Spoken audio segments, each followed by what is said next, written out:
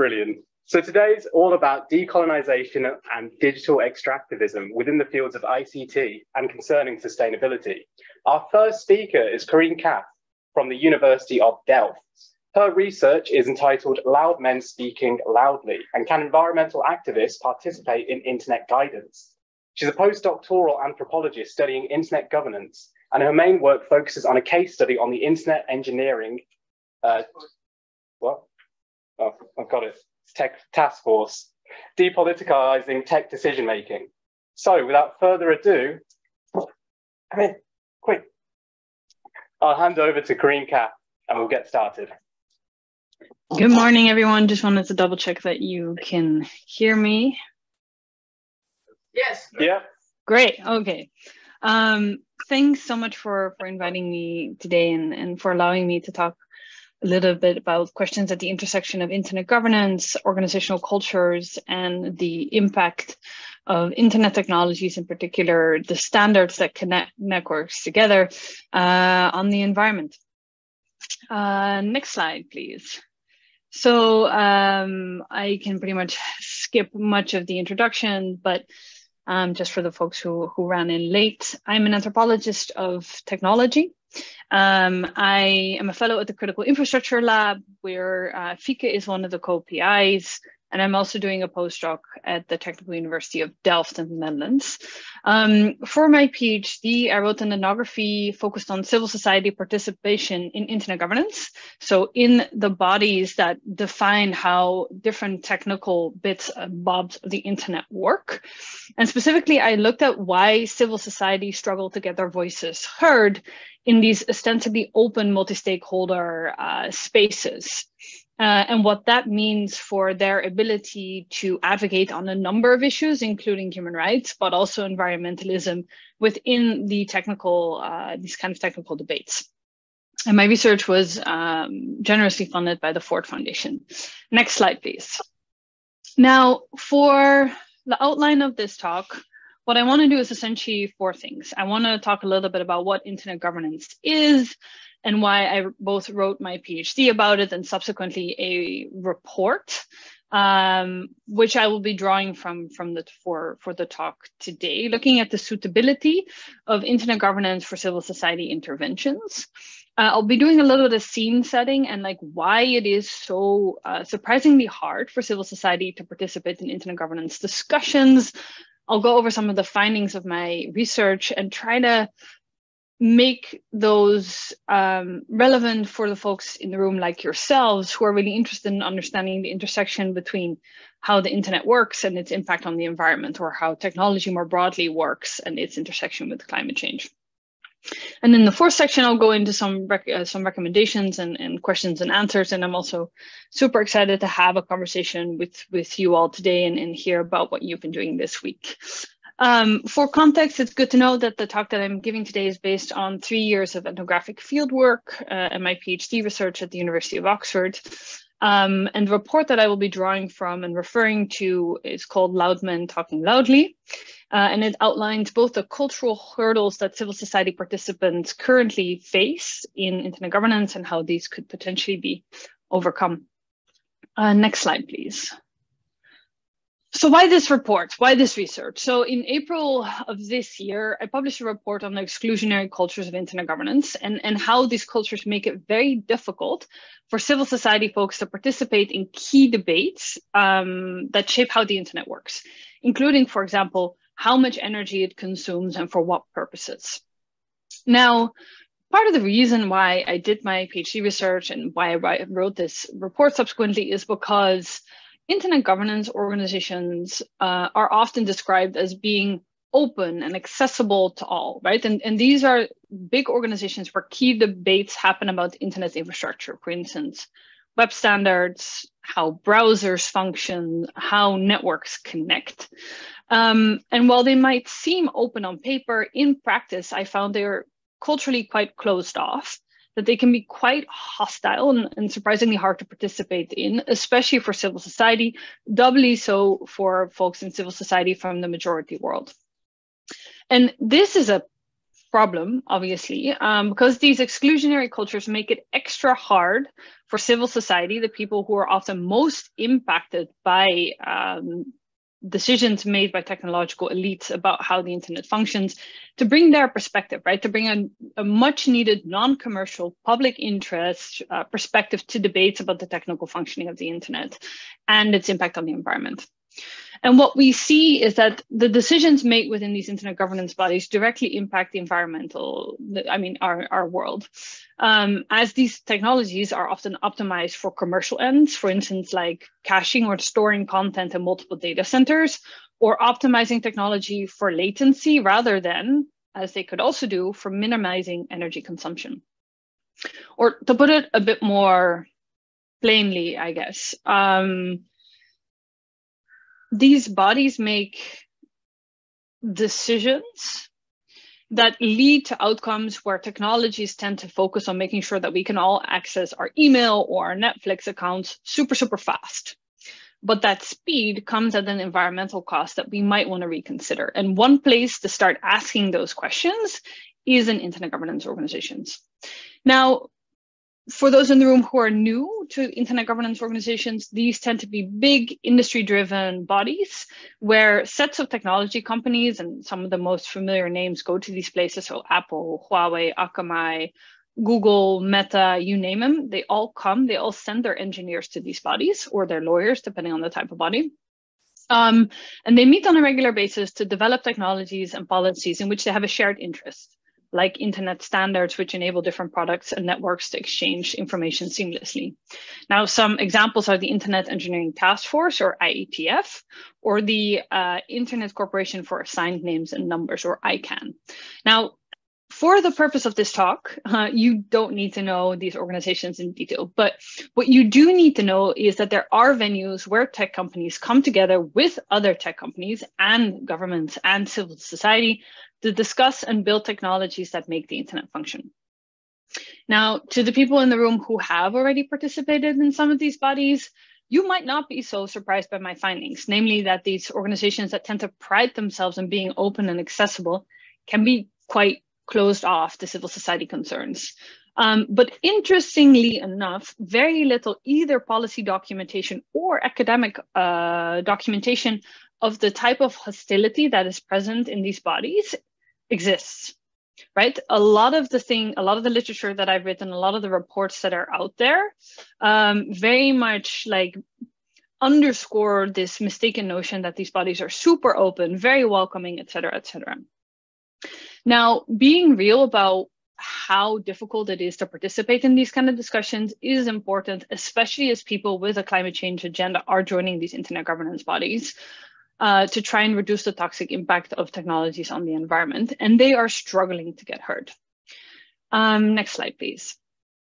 And so what I do in my research is that I look at 4 specific exclusionary cultural practices within the Internet Engineering Task Force, which is one of the key internet governance organizations, the open ones. And what I show is how these 4 distinct cultural practices have very particularly alienating effects, pushing and what I'm trying to do is push back on these overly optimistic narratives about the open nature of internet governance. And we need to get real about what it's like to participate in these organizations, because there is such a significant gap between how they function on paper, seemingly open and accessible, versus how they work in practice, namely closed off, industry-driven, and purposefully difficult to join for civil society. And what I've seen in my field work is that has meant that when civil society does come to participate, they are actually surprised and unprepared for the sort of cultural friction and toxicity that they experience. But because very few people have the time to read academic papers or books, or my PhD for that matter, I've summarized some of the findings in the report, which you should be able to find in the link below. Next slide, please. So a bit of scene setting. Internet governance, why should we care? Why should we participate? Now, as I mentioned, decisions about internet governance are essentially decisions about the spread, the storage, the flow of information and data across networks. But they are also decisions about access to computational power, who owns the infrastructures, and more importantly, to whom the benefits of the internet accrue. And these discussions, even though they can seemingly be only technical, always have political heft. And so they need more civil society input. But what we also see is that the individual corporations that own and operate most of the massive technical infrastructure that is today's internet are very hard to directly reach for civil society, right? Like, I've never actually tried, but I presume that if I would walk up to Google and be like, hey, you guys need to hear me out about the importance of the environmental impact of your work, I'm not sure I would get an audience. However, I would at least get an audience to some degree in internet governance organizations because it's somewhat open. And these companies send their engineers to these internet governance bodies as well.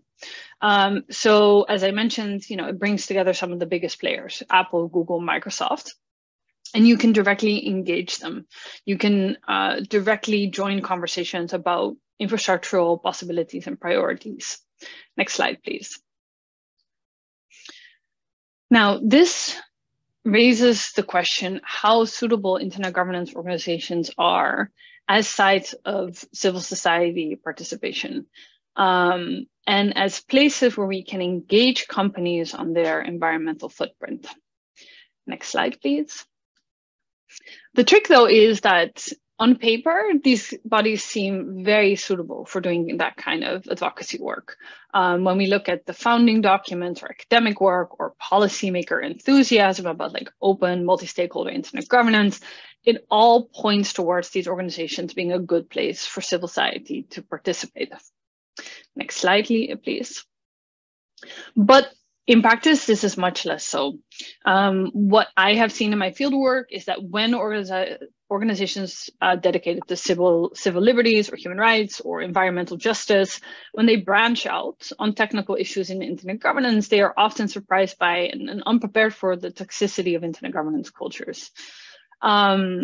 So instead of focusing on the supposed procedural openness of these organizations, what I try to do in my research is ask how accessible internet governance organizations are in practice. Because openness, as it turns out, is often more a matter of organizational culture than of formal procedures or the lack of institutional hurdles. And this hostile culture that I found to exist is very much an unexpected impediment to civil society participation in important debates about the future of our internet and by extension in the future of our planet. Next slide, please. So cultures and the role thereof. What we see is that there is a disconnect between procedural openness on the one hand and actual accessibility in these spaces. And that stems in large part or in a significant part of the cultural dynamics or the ways in which these organizations work in practice. And so what we see is that these internet governance organizations routinely cater to a group of, a very particular group of people, right? So elite engineers working for big industry, often from the minority world. And these organizations take their assumptions and expectations for how work gets done as the standard and do very little to accommodate or anticipate different perspectives and needs. So what we see, to make that super concrete, English is often the working languages within these organizations. They don't tend to provide any kind of translation services, although here and there that's changing a little bit. But what we also see is that there's a very distinct American orientation towards the market as being like the primary form of governance. They also tend to hold their meetings at different sites across the globe, many of which are very difficult to access from people from the majority world who face both visa challenges and a heavier financial burden of having to fly, to Sydney 1 month and then to London the next and then to Singapore thereafter. Which is how these meetings are set up. Not even mentioning sort of the environmental impact of flying people across the globe thrice a year. But what I've also seen is that the shared culture and internet governance organizations can exclude in other somewhat less immediate ways. What we've also seen is that participation skews heavily male. And organizations, internet governance organizations, often pride themselves in their sort of harsh or rough communication styles. And that is not something that necessarily works well with the way in which NGOs focused on environmental justice work, right? Where there is more of a sense of trying to at least be somewhat understanding that that type of communication isn't culturally appropriate everywhere. And what we see is that these organizations are not very willing to accommodate the needs of people who don't function well under the particular cultural conditions that exist within them. Next slide, please. Which sort of brings me to the third section of this talk, a little bit about my findings about the impact of the exclusionary cultures on civil society participation, or even using these technical venues as places to engage on social issues like the environmental impact of the internet. What we see is that some technical communities, for instance, the community behind the programming language Python, do let social concerns, for instance, around racial and gender equity instigate cultural changes, right? They, for instance, made the conscious decision to stop using several controversial terms such as master and slave in their code. Other organizations, such as the Internet Engineering Task Force, the IETF, the place that I studied, are not sure if I want to say less willing, but definitely much slower to change cultural practices and to become more inviting to a wide array of potential contributors. And up until this point, the IETF pretty much stands quite proudly by its informal mantra of loud men talking loudly, even though people within the organization and outside of the organization have consistently pointed out that this culture has discriminatory and exclusionary effects. And it's a funny thing, people sometimes ask me like, oh, you picked such a snarky title for your work, for your report. I'm like, I didn't pick it. This is a thing they actually say about their own organization, right? They handed me this title, so to speak. And to understand the distinct organizational cultures within the IETF, from its confrontational and rough models of collaboration to the greater respect afforded to participants who work at large corporation, and to understand how that can impede and undermine and discourage civil society participation, it is important to take a quick step back, next slide please, and look at what the IETF is and does. Now, the Internet Engineering Task Force is one of the oldest internet governance organizations in the field. It's been around for about as long as I have been, so you do the math. And it's renowned, at least on paper, for its procedural openness and its distinct culture. And what the IETF does is key to the internet's functioning. So they develop internet standards, which are agreed upon rules that essentially facilitate compatibility between different internet products and enable the exchange of information across a vast infrastructure of public networks and private networks. And so what we see is everything online requires connection, and this is what the standards developed at the IETF facilitate. Next slide, please. Now, getting back to the 4 cultural hurdles or dynamics that I outlined earlier, IETF participants overwhelmingly consider their organization to be fair and inclusive. And as I already mentioned, they find very little critique from scholars and policymakers there who take the IETF standards and its sort of procedures to be representative of that fairness and inclusivity. But what I show is that this particular conflation of rules with culture overlooks how the IETF operates in practice and how it shapes particular participants' experience when they actually attend. So, for example, on an average meeting, there's about 1,000 attendees, and on average, less than 10% of those tend to identify as women. So if this organization is so open to all, why aren't those numbers more balanced? And there are 4 specific cultural dynamics that I want to put on the radar for you, and not just because they matter within the context of the IETF, or even just because they matter in the context of internet governance, but because these four I've seen them come up in multiple sort of technical spheres. So you tend to run into these whenever you start engaging technical companies. So the first one is the denial of politics and technical discussions, right? Companies love saying like, no, we're not political. We don't do politics. We just develop technology, and technology is value neutral. And the exclusionary effect is here that empowers corporation and it disempowers civil society, right? Because civil society starts their advocacy from the perspective of what you do is political, what you do has political ramifications, and you are responsible for those.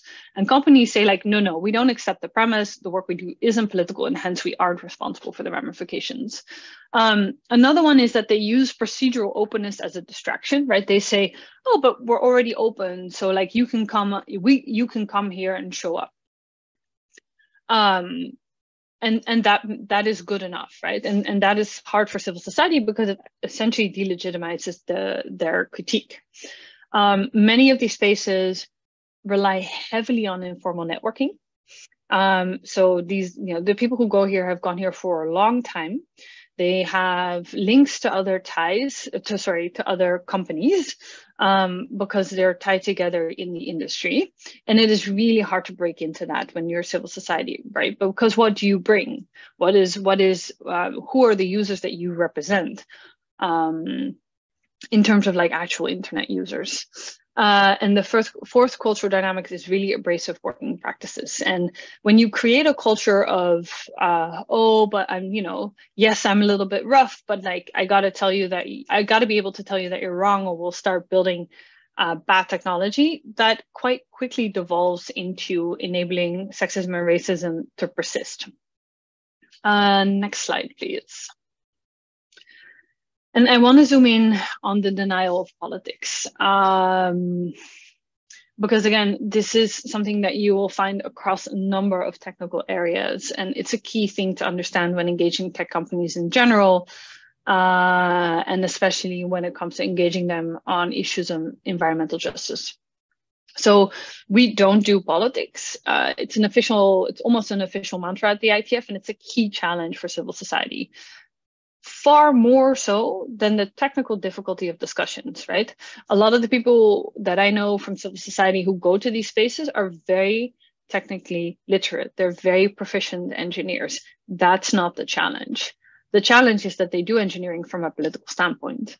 And a lot of IETF participants will just like to emphasize that, oh, we're just engineers, right? We are not specialized governance or internet decision makers, which is how I would characterize them. And many tend to see their work either as devoid of politics altogether, while others claim that, yeah, politics may exist in their work, but they don't necessarily have an explicit place there. And by that same token, they will often dismiss concerns around the environmental impact of technology or the human rights impact of technology because that's political. Next slide. Now, it's interesting because like some of the people that I interviewed from my PhD made it very clear that this rejection of politics we should not take that as like a flat belief in the neutrality of technology. It is a little bit of a fig leaf, and yes, that is an actual fig leaf. But as one of my interviewees told me, like, oh, it is a bit of a fig leaf to say we don't do politics. We do politics, we try just not to tell anyone. So they know that by making technical decisions, they are engaged in politics, but they hide the fact that this is the case to make it seem like what they do is neutral and hence beyond the realm of, for example, environmental critique. Next slide.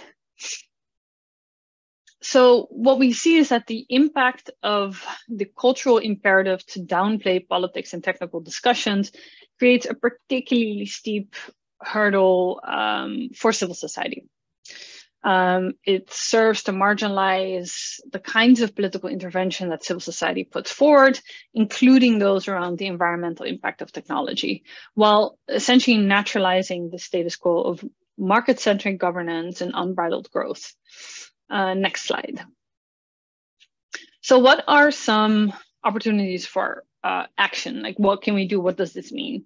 So in the report, I essentially outlined 9 recommendations. You can find them on the Critical Infrastructure Lab website here. I won't go into all 9 of them because I'm actually really interested here in what you all are doing and what you've been discussing this week. But 3 big themes in my recommendations are getting an honest and accurate picture of internet governance organizations and the ways in which they are or aren't suitable for civil society participation. Then secondly, focusing on changing the cultural hurdles that make it so hard for civil society to participate, and helping civil society flourish in their ability to contribute to these technical discussions. Next slide, please. So, how do you conclude on a thing like this? The open multi-stakeholder model of internet governance in which all different parties can join and contribute to decisions about the internet. This model is really integral to the internet success. And it's especially crucial right now as what we see, there's a growing corporate power over internet infrastructure. And these governance organizations are one of the few places where the public can still claim a seat at the table. At the same time, much more work needs to be done to ensure that these governance bodies actually live up to their promises of being open and accessible to all. And as I've shown, and as I show in the report, like this is currently far from reality. So if you take away anything from this presentation, I hope it's this. Internet governance organizations may be procedurally open, but they can be quite closed off and unwelcoming in practice. And this particular gap between the rules on paper on the one hand and the reality in practice can be explained through some of the exclusionary cultures that exist. And it is these cultures that make it hard for civil society to join the decision-making processes that they so urgently need to join. And understanding how these dynamics play out in practice should also help us curb the impulse to position internet governance organizations as sort of naturally capable of delivering us an internet that answers to the public or like considers environmentalism as a key concern. That is not naturally going to happen. People like us need to show up in the room. And also, I hope it will have us learn to be critical of designations of internet governance organizations as exemplary in this regard, right? Like as examples of how governance of technology should be done. And I hope that, you know, whenever something similar comes up, right, the next consortium for AI governance or the next consortium on big data or the next consortium of whatever that is supposedly open and bringing all of these people together, you now have an extra set of tools to actually ask, like, oh, what do you mean by open, or what do you mean by together, or what does the power differential actually look like once we're all at the table and we're all seated there? Because I do believe that you know, making these kind of cultural hurdles apparent and addressing those is a key part of making technology better and less environmentally damaging. Next slide. That's it. Well, in that case, thank you so much for being here this morning and listening. And I'm very excited to take some of your questions.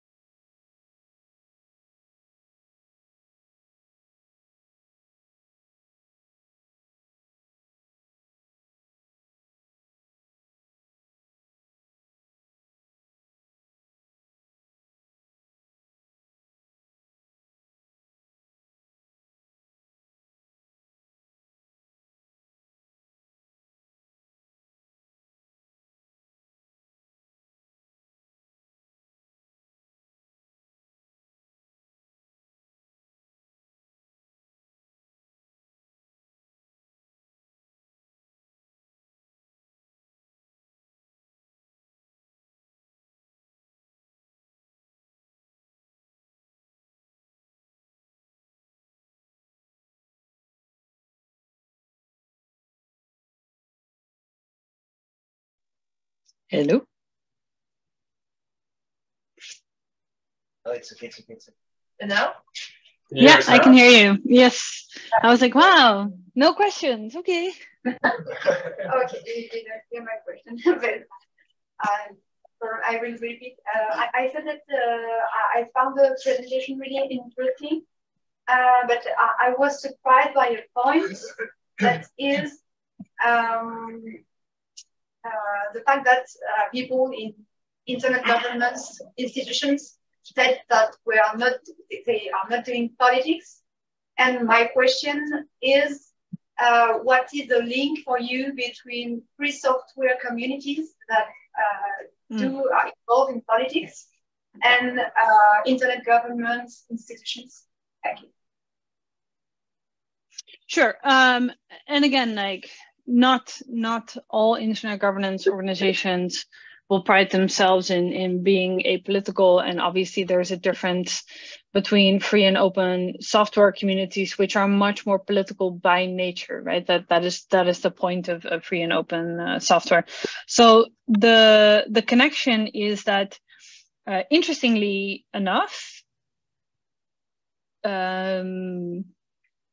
even when communities have a distinct set of politics, like certain free and open software communities have, that does not necessarily make them interested in, for instance, environmentalism, right? Just because you care about software being freely available on the internet does not necessarily mean you care about the environmental impact of that software. So, and that is just one example, right? And I think so one of the things that we need to be really careful about is not assuming progressive politics on the part of different technical communities, just because they have one particular set of beliefs that is very strong, right? Like we should be much more careful about digging out and understanding when there is an overlap between communities that work on environmental issues and on technical issues and how to leverage those, or if there isn't that overlap in the politics, how to bring these two communities closer together. And part of that work in the IETF means addressing some of the rough cultures that make it hard to even raise political issues. But that might look very different when you're engaging a different set of internet governance organizations or a different set of otherwise technical communities. But the thing really is around like excavating the politics that exist and how those don't or do overlap with environmentalism, or how those are or aren't conducive to including environmental concerns into technologies.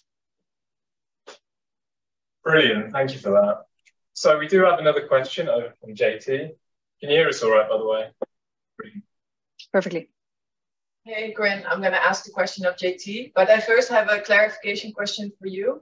I'm not sure if people are familiar with the term majority and minority world, because it really comes also from the civil society space. So maybe can you elaborate a little bit on this? Because we talked about naming and sort of what naming means. Sure. Yes. Do you want to get... Yeah, sure. Especially because like using those terms is a political choice as well. So there are many different ways to categorize and indicate the differences that exist across the world. And it used to be that people talked about developed and developing countries, which is obviously a problematic term because it somehow assumes we're all on a curve to develop following the ways that is done in Europe and North America. And that is neither necessarily politically something we would want, nor how history evolves. And then for a while, people used the term global North, global South. And then over the last couple of years, I've at least noticed that there is sort of a switch actually coming from people who we would previously have called as living in the global South, that they prefer the term majority world, right? Because they are the majority of the world, and the minority world being where we are in Europe and North America. So when I talk about the minority world, I'm talking about Europe and North America. And when I'm talking about the majority world, I'm talking about that piece of the world that makes up the majority of it. Thanks. So there was a question from JT who's joining us online. Do you have examples for successful civil society participation in internet tech governance fora? Yeah, I mean, there are a lot of very good examples. And it is no coincidence that many of those examples of civil society being effective within these spaces is of when their advocacy efforts tend to align with existing values that are important within these spaces. And to make that super concrete, we've, for instance, seen several American civil liberties organizations or American internet freedom organizations improve different encryption protocols to make mass surveillance by government on the internet harder. And the reason why they were successful is because there is a bit of a libertarian streak in some of these organizations. That means that the engineers who go there in their corporate capacity are themselves, whether professionally or personally, concerned about government surveillance. And when these NGOs then show up and say, oh, you know, we should improve X or we should think about Y, that like makes that harder. It is easier for them to say like, yeah, that is indeed a thing that, you know, we already care about. It becomes much harder to be successful when advocacy organizations come into these places with agendas that are countercultural, right? That don't align well with the set of implicit or explicit politics that live in a community. Okie dokie, it's brilliant. Our next question is just over at the back. Thank you very much for your talk. I think what you described is seen in most technical alliance or organizations. So I would like you to elaborate, if you want, on what are the specificity of internet governance. Can someone repeat the last bit of that? What are the specificities of?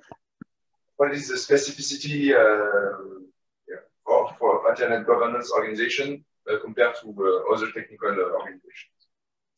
I mean, I think there's both a lot of overlap and a lot of difference. Like when you start digging into different, so for instance, if you look at the Internet Corporation for Assigned Names and Numbers, which deals with the assigned names and numbers aspect of internet governance, you, for instance, see that a majority of people there are in industry, they're domain name companies, and they're lawyers, right? So the set of politics there is very different because you're dealing with content, you're dealing with naming of websites, you're dealing with the naming of parts of the internet that you and I interact with, versus what the IETF does, which is much more business to business and in the background. So in that sense, I think there's the politics of each of these organizations will be specific. I think what sets internet governance apart from a lot of other technical communities is that they profile themselves as being open, as being accessible, as being willing to listen to everyone in ways that a Google will never say, or like a consortium, a privately led consortia or a privately led standardization body is very clear, right? Like, for instance, there's many examples of standardization bodies that say like, no, we're not open. We have a paid membership and you can come if you are a company or a government, and otherwise you're not welcome, right? And this particular set of internet governance organizations that I focused on say like, no, you should all come. We are very open. And then turns out in practice they aren't. So it's that discrepancy that sets them apart. Thank you for that. I think we've got another question here. Yeah, and then one. Corinne, maybe if people here in the room want to start engaging with, for instance, the IETF and talk about environmental considerations into the standard setting process or the Internet Architecture Board, what would your advice be to not be dissuaded within like the first 3 interactions? So I think one of the pieces of advice that I would give is I co-chair a group of public interest technologists called the Public Interest Technology Group, or PITG, where we essentially are like a collective of nerds, public interest researchers, people who work for different NGOs and who specifically attend these kind of physical spaces. Because as I mentioned, like this notion of the informal network is super important. So if you just show up and you start talking about how important the environment is, the chances of you being listened to are very small. But if you join a collective like ours and we make connections with people within the IETF and say, like, listen, this is a person that we want you to listen to take serious, and the chances of actually being effective within the organization is slightly higher. The second thing that I would recommend people is, like, this is work that takes years, right? Internet governance is slow. So you have to have a lot of patience. And at the same time, I would also encourage people to, like, join and have a contrarian opinion, because, like, for all the flaws of the rough culture, if you come in and you say, like, actually, I think your approach to environmentalism is like reformist reform, and you're thinking about this all wrong, and here are the ways in which I would do it. Like, if you do that in a way that is well connected with the right introductions, you can also make a dent. But you have to be realistic. Like, you are up against very serious industry behemoths and their interests, and so it's actually changing anything is not impossible, but it's hard.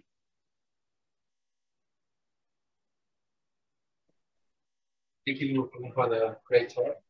Very interesting. I'm wondering, everything that you said and researched now, do you still, like, generally think that these kind of intergovernance organizations are a good thing? Are they generally like a positive force, or would you say that we should think about maybe, I don't know, shifting this to a different level through regulation, through maybe taking away power from these kind of highly specifically functioning, say it that way, organization forms? And if under the assumption that we see some value in these organizations, we see some way for how they can produce a truly positive outcome, what would your proposals be to radically change them towards better working form? Oh, that's such a good and such a hard question. Do I think about internet governance organizations as a force for good in the world? No, but in a sense that there are very few places that I see within internet governance or any kind of sort of industry, whatever partnerships, that aren't always used towards keeping the status quo in place, right? Like, and the IETF is interesting in that sense, because it comes from its history is slightly more sort of experimental and radical, and some of those politics still live in the community as well, right? So there are parts of it that I think are really great and can be leveraged towards, like, making sure that there is still some consideration of the public interest in how we connect networks to each other. And the alternative, and this is a bit of the tricky part, the alternative is certainly not better, right? Like, I don't think an IETF run by governments or an IETF that is closed off would be the better option. So it's a bit, the devil that you know. And at the same time, I do think that, like, changing some of these cultural aspects, making sure that civil society is taken more seriously, and also having a bit more sort of, I guess, ability to hold the IETF to some of the commitments that it makes, are all places where we can start thinking about how internet governance organizations can be leveraged towards more progressive politics. Thank you for that answer. I think we have one more question over here, and a few more after that. Hello, thank you for the talk. When we interact with, let's say, technical profiles such as highly trained engineers, they also tend to dismiss sustainability issues due to the fact that the technical solution is used. So, in the case of internet governance body, how do you think techno-solutionism is also part of part of dynamics that makes sustainability harder to put forward in this kind of bodies? Sorry, there was a lot of background noise on the question. Could someone repeat it? Okay, that's right. So when we try to with technical profiles such as engineers, its bodies. Sustainability issues that would be dismissed due to technical solutionist view, or this techno-solution dynamics. In the case of the body you observe, how do you think that this kind of techno-solutionist views or dynamics are actually also make it harder to put forward sustainability issues? Can someone type out the question? I'm sorry, the in the back of the room it's very hard. So we're getting it across. Yeah, no, Fik is helping me out here. She's saying sustainability issues tend to be dismissed technology socialist views. How do you think these techno-socialist views make it harder to put forward? Oh, solutionist. Thank you. Techno-solutionist. Yeah, no, I mean, I think one of the biggest traps that we're collectively falling in is this notion that somehow if we make technology, right, slightly less energy consuming, or if we like tweak around the margins, that'll make the difference, right? Whereas what I would encourage us to ask are much more fundamental questions, right? Like not how can we make sure that this cloud computer is slightly more energy conserving? I would ask like, why are we building this amount of cloud computing cloud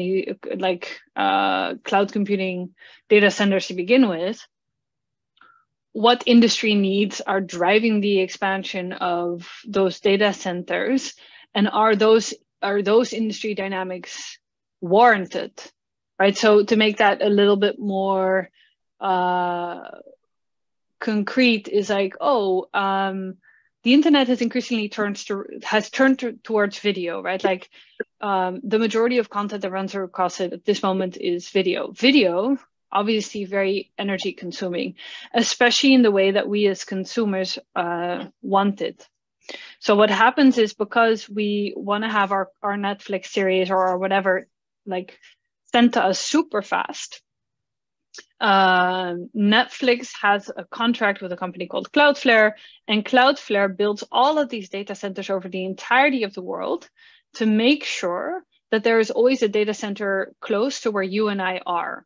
So that when you go to Netflix, that show doesn't have to come all the way from San Francisco to Atlanta to Paris to Grenoble, but that it's already in a data center stored near you. That's a political choice. That's a very wasteful approach to getting access to content when you think about it from an environmental perspective, right? We are so used to getting our stuff fast that we don't understand that, like, doing that, there's a whole set of political and environmental politics behind it. And that is just me looking at like consumer facing technology, right? Like the same holds for instance, how agriculture is digitizing or how logistics is.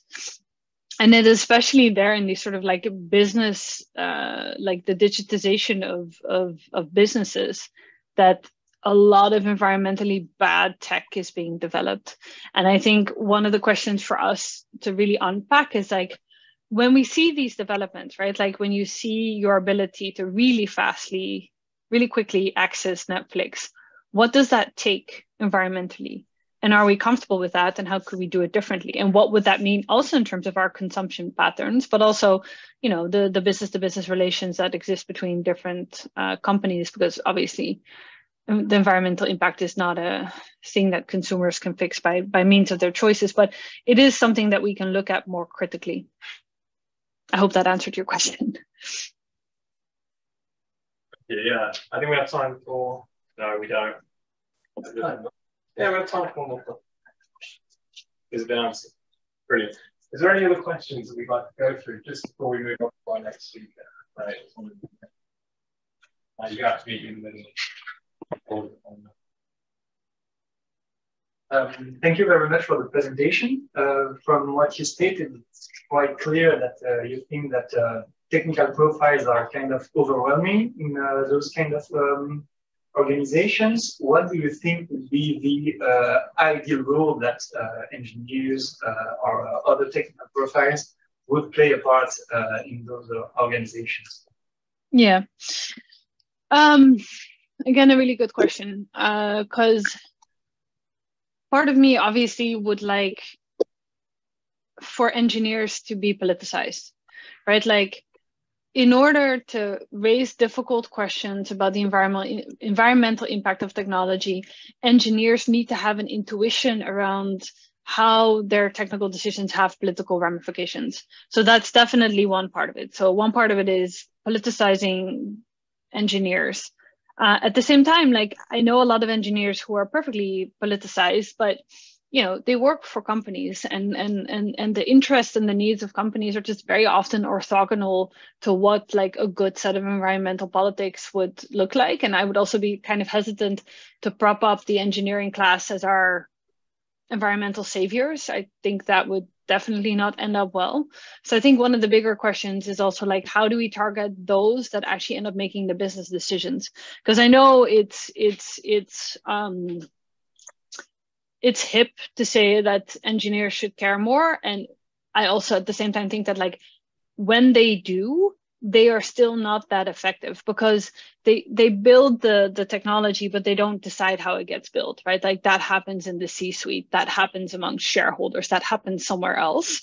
So for me, it's also really a question about like tracing where the power truly lies and trying to figure out how you can intervene there. And in my experience, the power to actually change things lies with engineers only in a very minimal way.